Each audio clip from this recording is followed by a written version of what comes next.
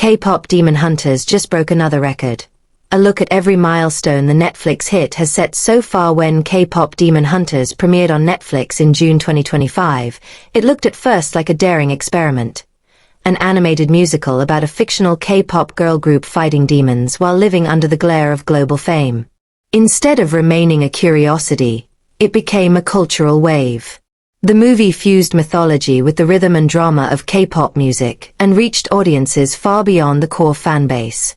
Each month since its release, the film has climbed higher, refusing to slow down and breaking records that once seemed reserved for the safest live-action blockbusters. New peak of staying power.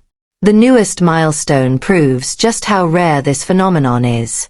K-pop Demon Hunters has now spent 15 consecutive weeks in Netflix's global top 10 for English-language films. No title before it has maintained an unbroken presence for so long. Films like Red Notice and Extraction once defined what success looked like on the platform but eventually slipped from the chart.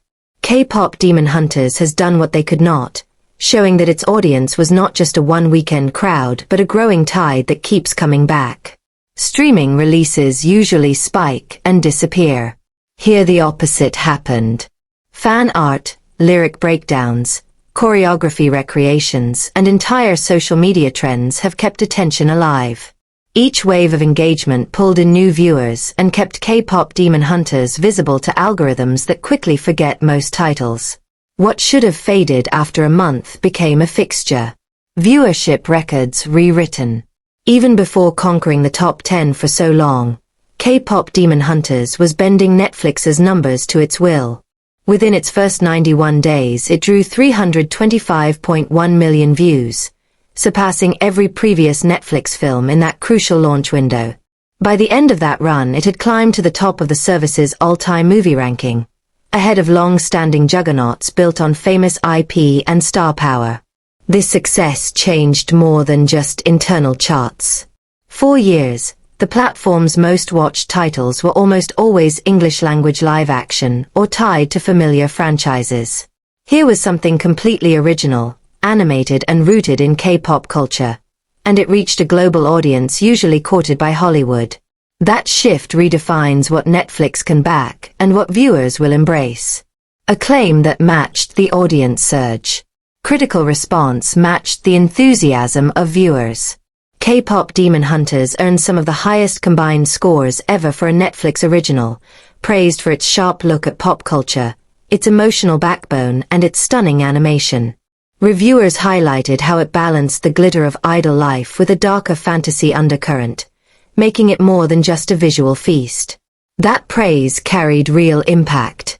Instead of fading as hype cooled, the film became a conversation piece.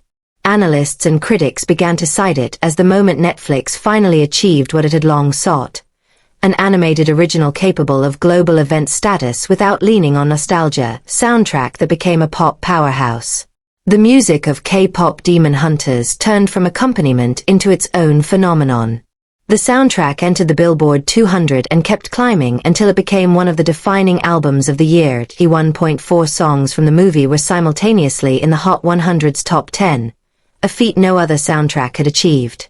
Its lead anthem, Golden, streamed across every major platform, topped global playlists, and ultimately reached number 1 on the Billboard Hot 100.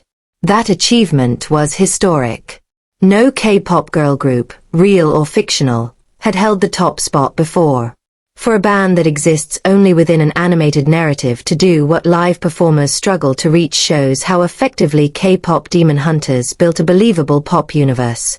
It blurred the line between story and real-world charts and gave the soundtrack a life beyond the screen. The cultural shockwave beyond Netflix. The triumph of K-pop Demon Hunters has spilled far beyond the confines of streaming charts. Fashion brands quickly tapped into the film's aesthetic, releasing capsule collections that echoed the characters' stage costumes and battle gear. Social media challenges built around the choreography of its biggest songs surged across TikTok and Instagram, turning animated fight scenes into dance crazes.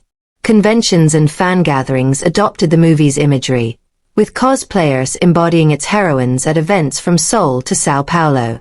Music industry insiders have also taken note.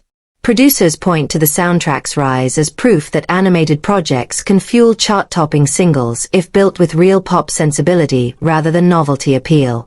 Korean entertainment companies, already global powerhouses, now see animation as a viable storytelling tool to expand the reach of their artists.